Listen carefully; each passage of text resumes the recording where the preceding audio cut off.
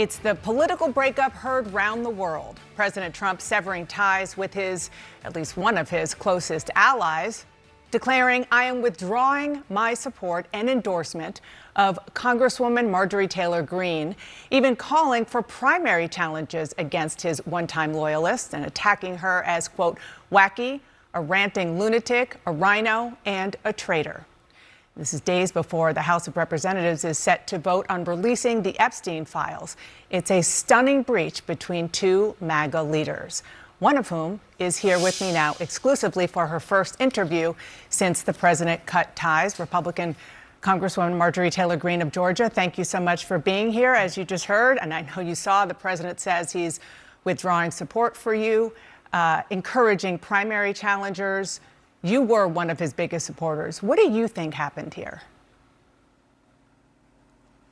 Well, Dana, thank you for having me on, and that is true. I stood with President Trump when virtually no one else did. Campaigned all over the country, spent millions of my own dollars helping him get elected, and I think that's incredibly important. And I do support him and his administration, and I support them in delivering the campaign promises we made to the American people. His remarks, of course, have been hurtful.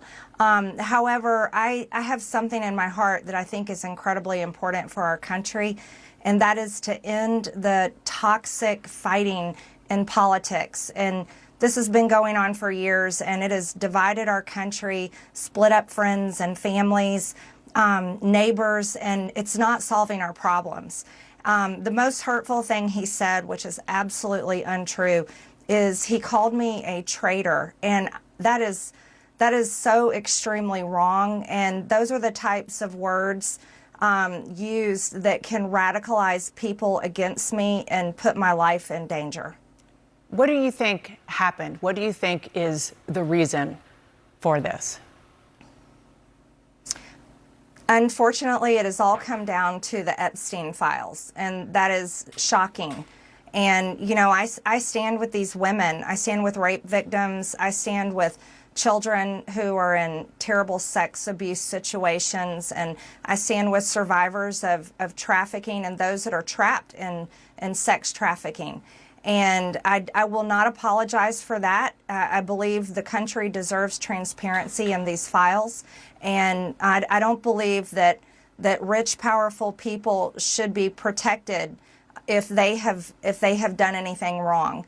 And so I'm standing with the women, and I will continue to do my small part to get the files released. You said on X yesterday, quote, "It's astonishing really how hard he's fighting to stop the Epstein files from coming out, and that it really makes you wonder what is in those files." Are you suggesting there's something in the Epstein files that President Trump does not want Americans to see? Well, I think that's the part that has so many people confused, is that the women themselves that I have talked to have over and over again said that Donald Trump did nothing wrong. Quite a few of them even told me they voted for him. And those are the women I would like to see in the Oval Office with support. I would like to see all of the women there with support. I have no idea what's in the files. I can't even guess, but that is the questions everyone is asking, is why fight this so hard? Well, before this blow up, you sort of alluded to this just now. You said you were confident the president wouldn't be implicated. Are you still confident of that? I'm listening to the women. Those are the ones that are saying that he did nothing wrong.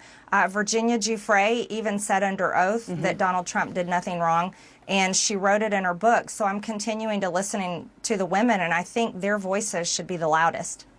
The president said the reason that you have been critical of him is not necessarily Epstein, but because he pushed you not to run for the Senate or for governor in Georgia. How and when did he do that? Well, that is absolutely not true. Actually, I never had a conversation at all with the president about running for Senate or running for Georgia.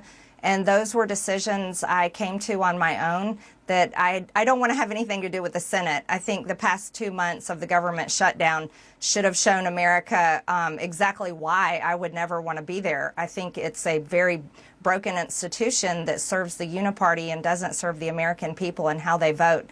And I decided that I didn't want to run for governor this cycle either. I very much want to do the job that I'm in. Everyone else says I'm running for something, but all I want to do is serve Georgia's 14th district, and I'm very grateful for that opportunity. So he said it pretty explicitly. Are you saying he's lying, or did he at least get that message to somebody on your political team instead?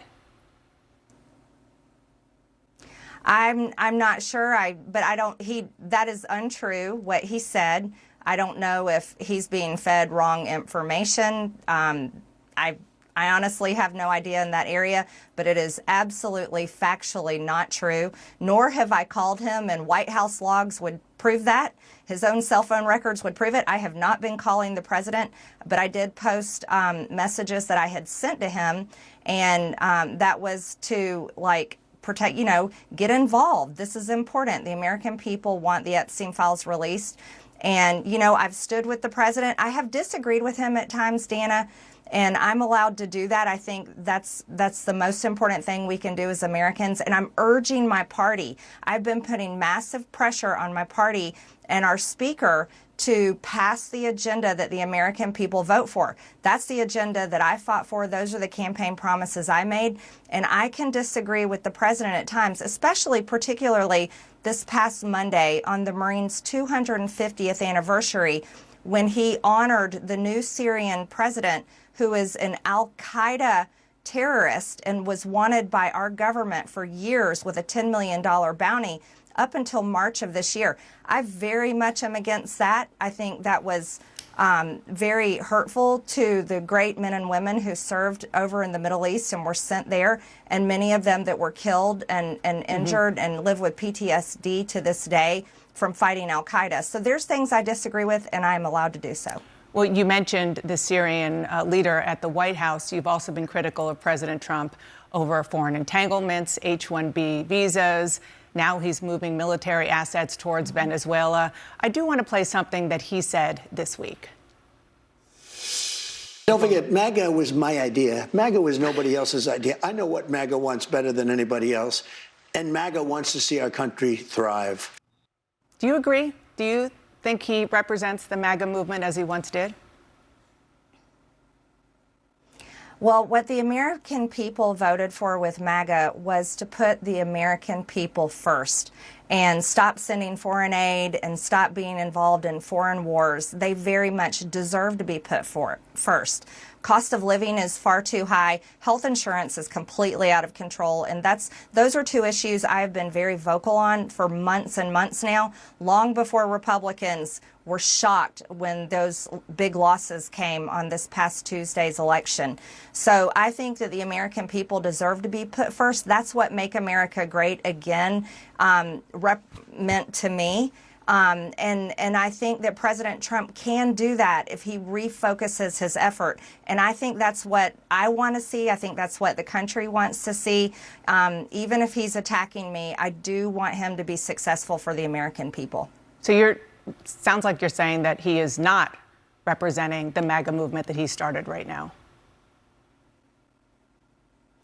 I can say that promoting H-1B visas to replace American jobs, bringing in 600,000 Chinese students to replace American students' opportunities in American colleges and universities, those are not America First positions.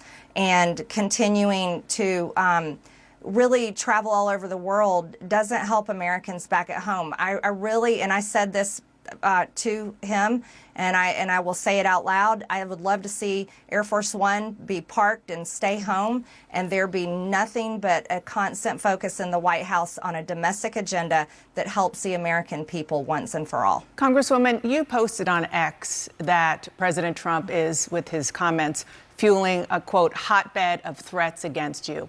Obviously, any threats to your safety are completely unacceptable. But we have seen these kinds of attacks or criticism from the president at other people. It's not new. And with respect, I haven't heard you speak out about it until it was directed at you. Dana, I think that's fair criticism. And I would like to say humbly, I'm sorry for taking part in the toxic politics. It's very bad for our country. And it's been something I've thought about a lot, especially since Charlie Kirk was assassinated, is that I'm only responsible for myself and my own words and actions.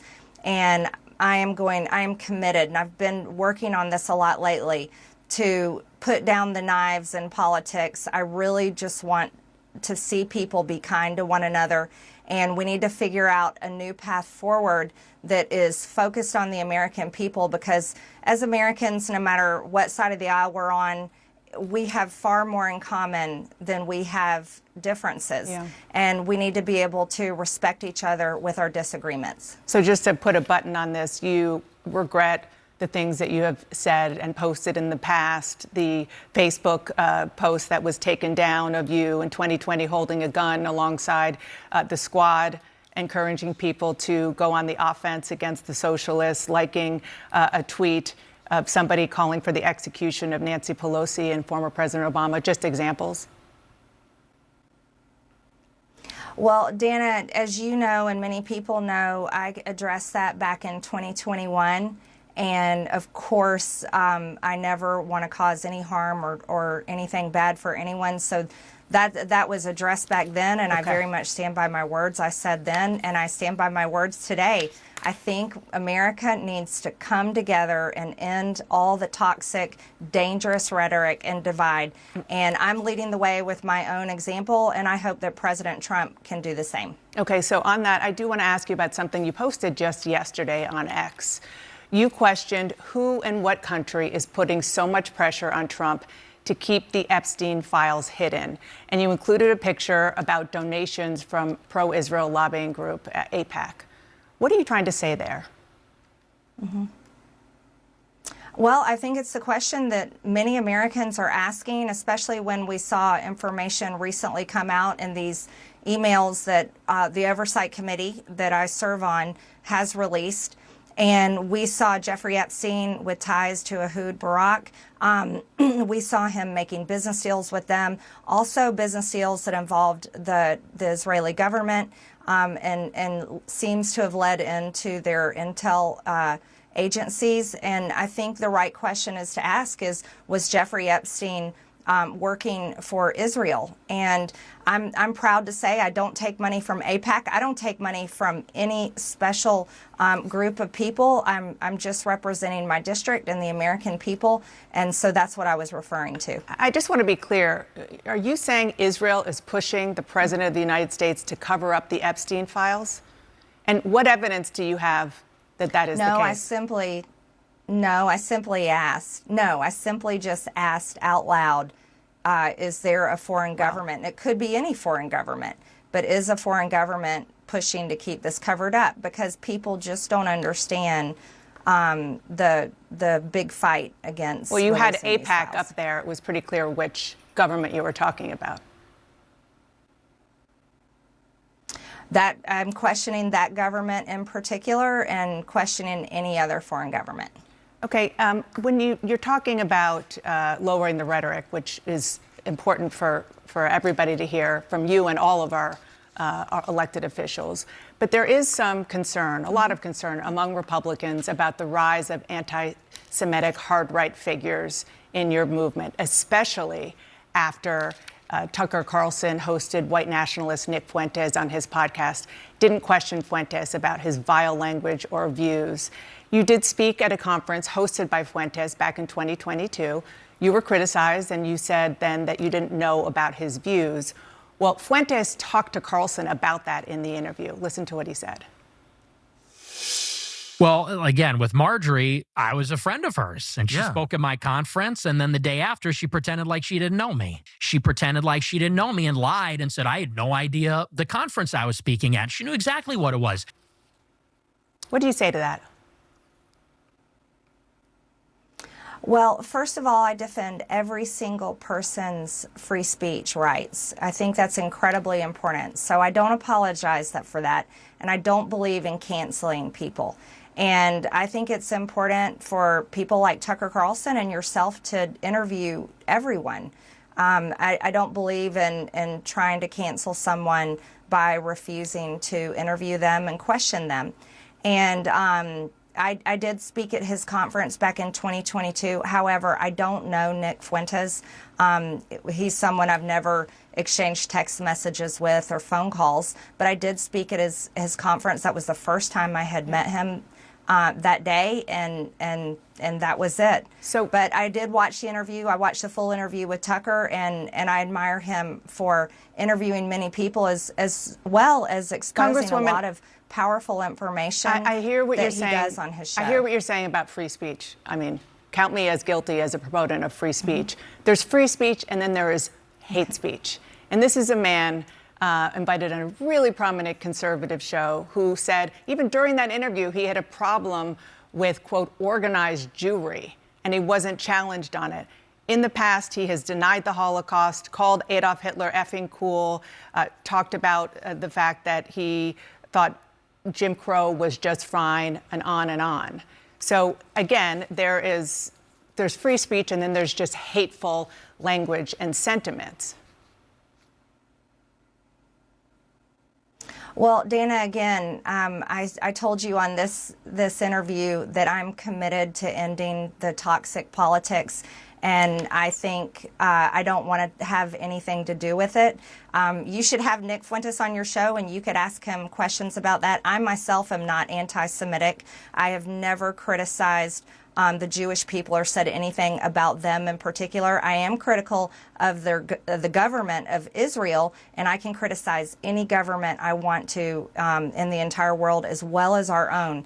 And a lot of the times I am criticizing our own government for failing the American people. And I think that needs to be the focus, and that's the most important thing people care about, is being able to afford groceries, housing, health insurance, and having a good quality of life. Yeah, and I hear you saying you're not anti-Semitic, and you've said it before, and you know, some of the posts that you have put up, which you have apologized for, certainly have tropes in them that have been used historically against Jews. But I do want to end this conversation with a question to you, and that is, do you see a situation where you and President Trump can make up? And if not, do you think you have a future in the GOP? Well, I certainly hope that we can make up. And there's, you know, again, I can only speak for myself. I'm a Christian, and one of the most important parts of our faith is forgiveness, and that's something I'm committed to. That's why I can easily come on your show that is watched all over the world, and I can say things I'm sorry for, and I can try to set an example of how I think we should move forward as Americans. And so, of course, on my end, I believe in that, and I certainly hope to see that happen. Congresswoman Marjorie Taylor Greene, I appreciate you coming on this morning. Thank you so much. Thank you, Dana.